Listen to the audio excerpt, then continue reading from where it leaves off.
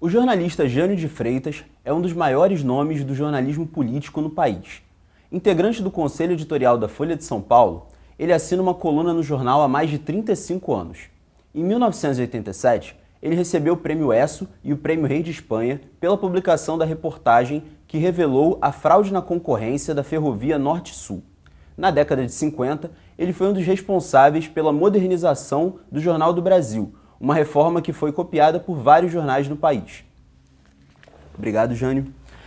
Há 5 anos o país vive um momento de apreensão que se intensificou com essas vésperas de eleição. Quais são os riscos de uma ruptura democrática no país? O problema maior para as instituições está num certo comportamento de determinados setores do judiciário. Na área militar, exceto uma ou outra declaração menos apropriada ou absolutamente imprópria até uma ou outra, isso aí vai passando, não se vê nenhuma movimentação mais preocupante na área de comandos, no nível de comandos, nos quartéis, né? Mas no judiciário, tanto no que respeita a excessos, para usar uma palavra branda, da Lava Jato no judiciário, ou seja, a 13ª Vara Federal, Criminal Federal lá em Curitiba, seja em algumas decisões do Supremo Tribunal Federal, há uma interferência forte na política, com a qual o judiciário nada tem a ver.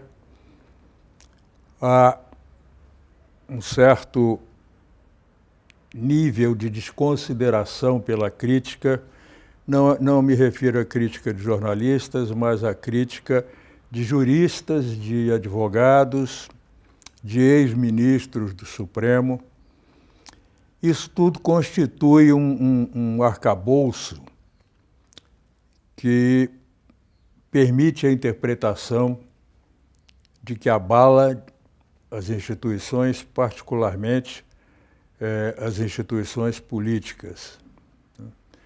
Também há uma certa interferência do judiciário em áreas que seriam de decisão mais apropriada do Congresso. Isso abala as relações entre dois poderes e, por sorte, o Poder Executivo, a Presidência da República, é tão fraca, tão lamentável, que não interfere, não tem acrescentado problemas a esses que temos visto no Judiciário e no Legislativo. De modo que há, sim, claro, um certo risco de perturbação, de excitação excessiva no nível institucional. Mas de tomada de poder propriamente, de golpe, como se tem falado tanto, eu, pessoalmente, não vi ainda indícios que me preocupassem. Qual é o papel das instituições, por exemplo, o Supremo e o Ministério Público, em particular? Qual é o papel que eles têm exercido nessa crise política? Bom, o Ministério Público não teve o seu papel devidamente definido. Ele é originário da Constituinte da década de 80, de 87, 88, e ele não teve o seu papel precisamente definido. Ao mesmo tempo, assuntos como a corrupção na Petrobras permitiram que alguns grupos do Ministério Público, alguns setores do Ministério Público, fosse na Procuradoria-Geral da República, fosse lá na representação do Ministério Público no Paraná, se excedessem muito, se animassem muito com a sua ideia de salvação nacional, de poderes do Ministério Público para controlar, para corrigir a moralidade pública sob ataque no Brasil, e essas coisas descaracterizaram o Ministério Público, ou pelo menos parte dele, o que é profundamente lamentável, porque quando a Constituinte deu ao Ministério Público uma função altamente responsável, era um avanço. Mas se esse avanço é mal utilizado, ainda que apenas por uma parte do Ministério Público, o que se esperava que fosse o resultado da iniciativa da Constituinte se frustra. E é, do meu ponto de vista de jurídicos absolutamente independentes e respeitáveis, de qualidade, de autoridade reconhecida, políticos sérios. Todos têm lamentado muito e nem por isso são considerados, são ouvidos, o que transforma o Ministério Público numa entidade, numa instituição que não corresponde àquela que a Constituinte pretendeu e que está inscrita na Constituição. Agora, a imprensa, ela tem feito uma cobertura extensiva dos trabalhos tanto do Ministério Público quanto do Supremo, de forma que o Gilmar Mendes, um tempo atrás, por exemplo, chamou a Globo News de a terceira turma do STF.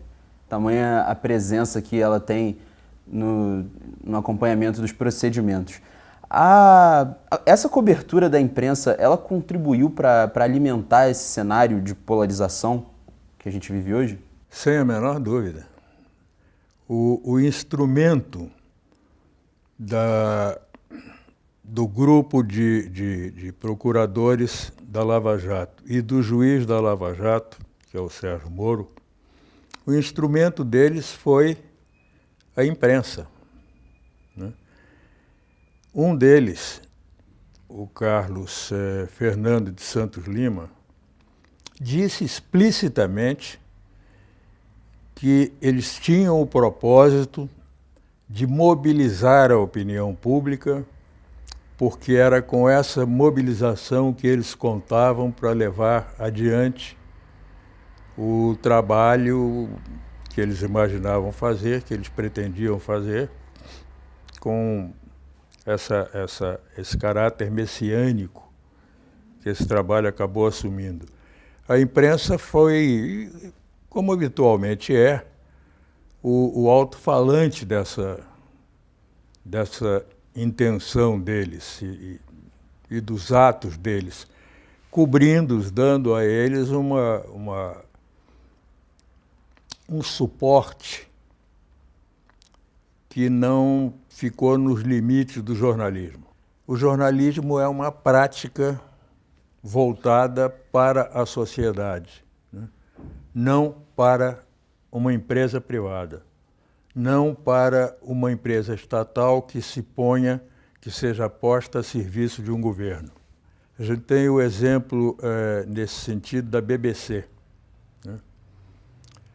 A BBC é uma empresa estatal que pratica um jornalismo há dezenas de anos, da mais alta qualidade, sem nenhuma concessão a governo. E a simples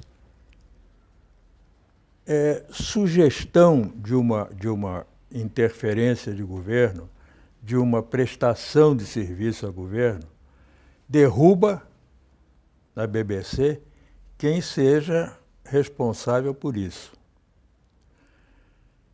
Então, não é o fato de que seja ligada ou de propriedade do Estado que uma empresa que pratica jornalismo é viciada nessa prática. A prática do jornalismo vai depender do que seja a própria prática. Uma questão de escolha? Uma questão de escolha? Do país, da sociedade em que você tem ou não a possibilidade de... Os franceses encontraram uma outra solução, que, para o caso do Brasil, por exemplo, seria, do meu ponto de vista, eu mesmo tentei fazê-la aqui no Brasil, que é a cooperativa de jornalistas funcionando como empresa. O Le Monde foi fundado depois quando acabou a Segunda Guerra Mundial. O De Gaulle entregou os despojos de um jornal de direita, colaboracionista, com o invasor alemão que havia na França, o Letton, e entregou a um jornalista conhecido na França, extremamente respeitável, Beuve-Méry, que constituiu uma cooperativa de profissionais, e daí resultou o Le Monde e depois o Monde Diplomatique, e hoje algumas outras coisas. Cresceu como empresa, desenvolveu-se, se tornou um jornal da maior respeitabilidade e não só influente pela qualidade do jornalismo que ele produz, do comentarismo jornalístico que ele produz, um comentarismo que é opinativo como necessariamente é o comentarismo, mas não é um opinativo visando a qualquer interesse que não seja estritamente jornalístico, né? De fornecer, de proporcionar ao leitor elementos para a formação de opinião do próprio leitor. Voltando um pouco para a questão das eleições, essas mais recentes são os primeiros casos em que a gente tem um papel tão ativo das redes sociais. E daí, muito por conta das fake news, acaba surgindo um conflito com o trabalho que faz o jornalismo. Como é que essa relação influencia no jogo democrático que se pratica? Bom, primeiro vamos não esquecer que na imprensa o fake news não é uma novidade. Nós já convivemos de longuíssima data com notícias fabricadamente inverdadeiras, deliberadamente inverdadeiras. Isso já está na história do jornalismo como uma prática que não envolve toda a imprensa, claro, mas que nunca deixou de existir na imprensa. Ele pode perturbar a atividade jornalística do ponto de vista de quem recebe a informação jornalística e a informação procedente do propósito da origem do fake news, que é sempre uma origem viciada. Mas ele não interfere, ele não neutraliza o jornalismo, ele não impede o jornalismo, né? Ele só é uma novidade do ponto de vista, uma grande novidade do ponto de vista da sua dimensão, né? E do instrumento tecnológico de que ele faz uso, né? Que é uma inovação que abala o mundo atual, né? O senhor acredita que o papel do jornalista... O senhor não acredita, não. Você pode ser que acredite.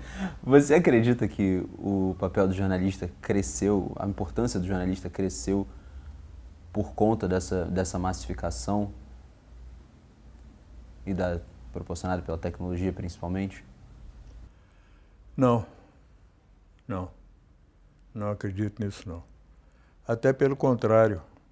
Talvez, pelo contrário, tenho a impressão de que o facilitário proporcionado pela internet abriu espaço, muito espaço, para um jornalismo ainda não bem qualificado para tamanho poder, né? Para dispor de tanto poder de influência e de comunicação extensiva e de influência vertical.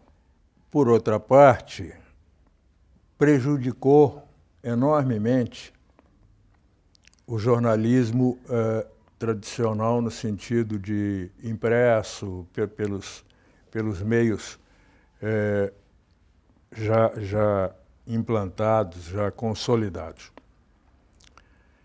As redações diminuíram muito, jornalistas qualificados, em grande número,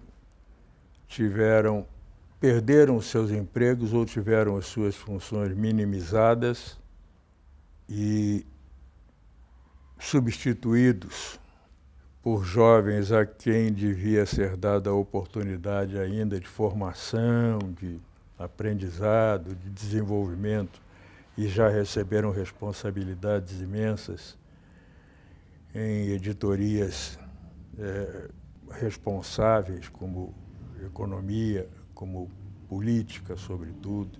A engenharia avançou. A imprensa, neste aspecto, avançou. A imprensa, no sentido de jornalismo e o próprio jornalismo, não. As redações continuam se esforçando para encaixar os velhos métodos nessa nova modalidade operativa proporcionada pelo desenvolvimento tecnológico. Então, o avanço ficou fora da imprensa, ficou na engenharia e nas indústrias produtoras de mecânica, de eletrônica para a imprensa. Eles têm conseguido fazer esse avanço? Os jornais? O jornalismo tem conseguido fazer esse avanço? Não tem acompanhado o avanço da engenharia, não. Por quê? Olha, eu não tenho uma resposta gentil para isso. Eu acho que, não só no Brasil, mas muito mais aqui, não há um exercício de estudo do jornalismo, de estudo das novas possibilidades proporcionadas pela tecnologia, de novas ideias, novas formas de jornal, de revista. O jornalismo está muito estagnado há algumas dezenas de anos e só mudou mesmo no que é mudança proveniente de recursos da eletrônica, né? Na forma de praticar jornalismo, na destinação do jornalismo. Isso não mudou, não. Não mudou nada, ou melhor, não mudou para frente, mudou para trás. Os jornais hoje são muito mais mal escritos do que eram, são menos atentos aos interesses da sociedade, são muito mais limitados como meio informativo, né?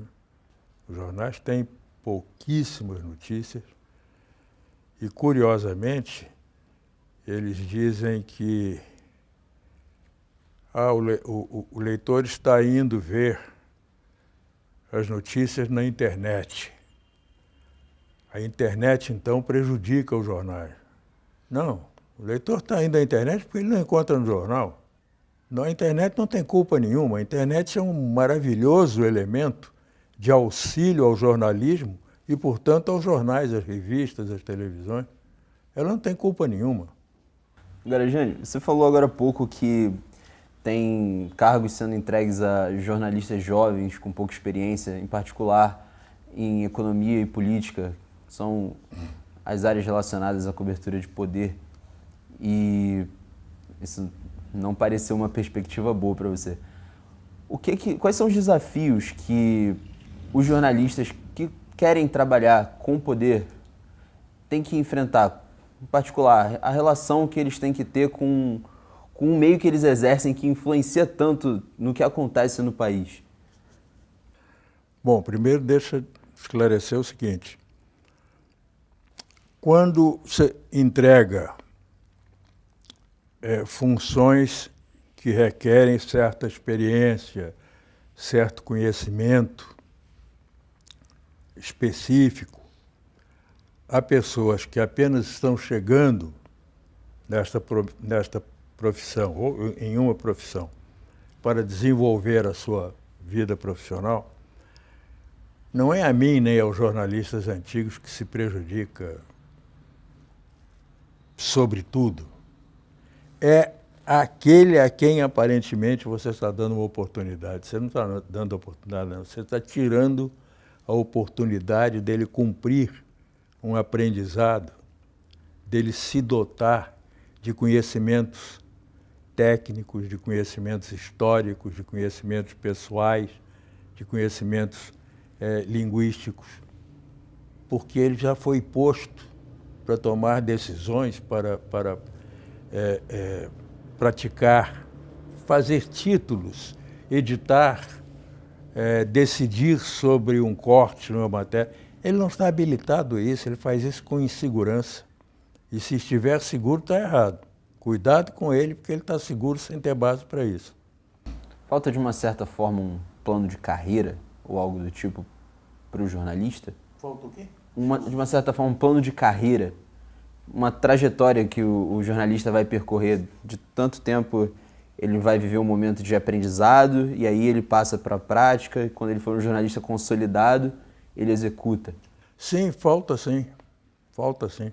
Passou a faltar, porque era assim que se começava.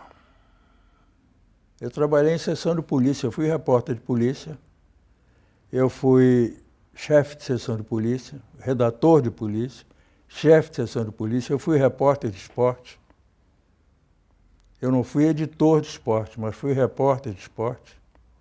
Fui repórter de geral, fui redator, reescrevedor, como se chamava no Diário Carioca, aos Copdesk. Copdesk era uma expressão lançada aqui pelo Carlos Lacerda no jornal dele, que era a Tribuna da Imprensa.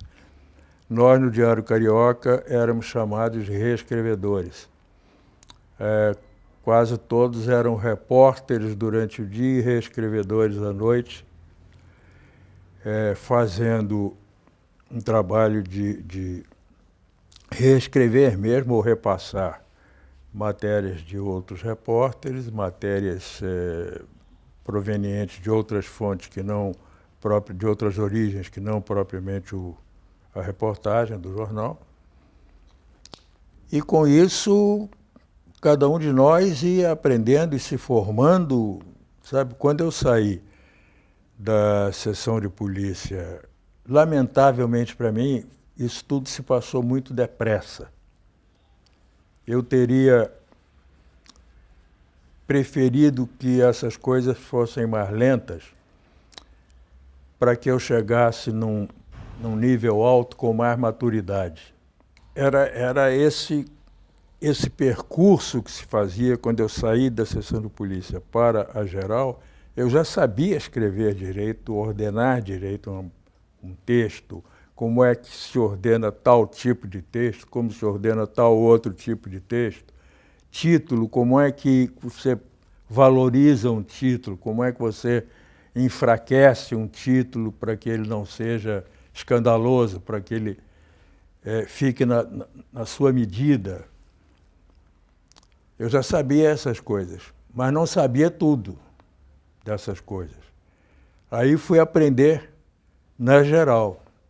Da Geral eu passei, depois de chefiar também a reportagem da Geral por um tempo, eu fui para a Primeira Página. Fui ser redator da Primeira Página. Aí já trabalhando também como repórter e redator na Manchete, que estava sendo dirigida. O Otto tinha acabado de assumir quando, pouco depois, me levou para lá. A mim, Armando Nogueira, mais um outro. Quer dizer, foi essa passagem, então, por mais de um setor, foi um caminho Foi essa escala que nos fez, não só a mim, não, aos que passamos pelo Diário Carioca, e hoje, talvez não seja o caso de vocês, mas hoje fala o Diário Carioca, o Diário Carioca. O Diário Carioca foi, esse Diário Carioca de que fala, não foi o Diário Carioca a vida inteira, foi o Diário Carioca de um determinado tempo. O tempo em que acontecia lá isso de que eu estou te falando. E que criou profissionais que, de uma ou de outra maneira, marcaram a sua passagem pelo Diário Carioca e por outros jornais também, né? Carlos Castelo Branco, Luiz Paulistano, Tinhorão, e outros. Armando Nogueira. Tá certo, então. Muito obrigado pela entrevista, Jânio. Disponha. Nicolas Caldas, para a TV PUC.